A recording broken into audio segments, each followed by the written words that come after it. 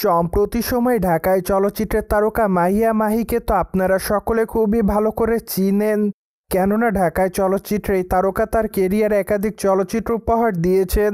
তাই তো এই তারকা তার অভিনয় গুণে তার ভক্তদের মধ্যে আলোচনায় থাকেন সর্বদাই।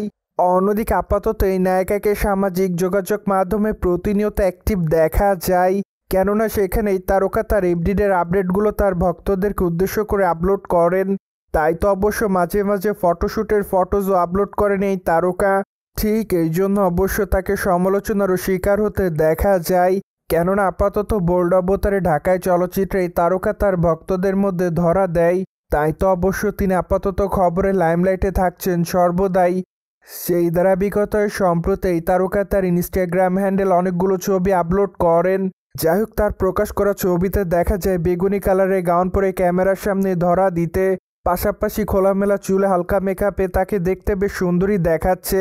তাই তো অবশ্য তার রূপের প্রতি কাবু হয় তার ভক্তরা, যার প্রেক্ষাপটে অনেকে তাকে মাই লাভ বলে দাবি করেন। পাশাপাশি অনেকে আবার তাকে অ্যামেজিং লিখেছে, অনেকে আবার তাকে প্রিটি গার্ল বলে দাবি করেন।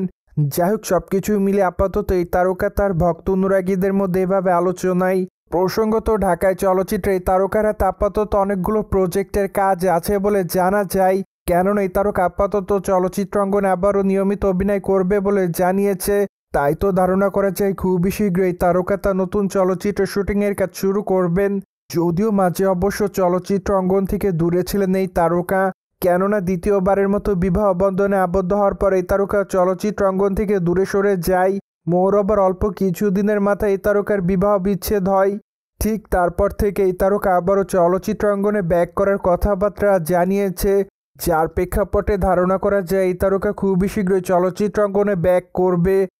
সোভিয়েট জেনে তো নিলেন, ঢাকায় চলচ্চিত্রের তারকা মাহিয়া মাহিকে গ্ল্যামার ছড়াতে দেখছে তার ভক্তরা।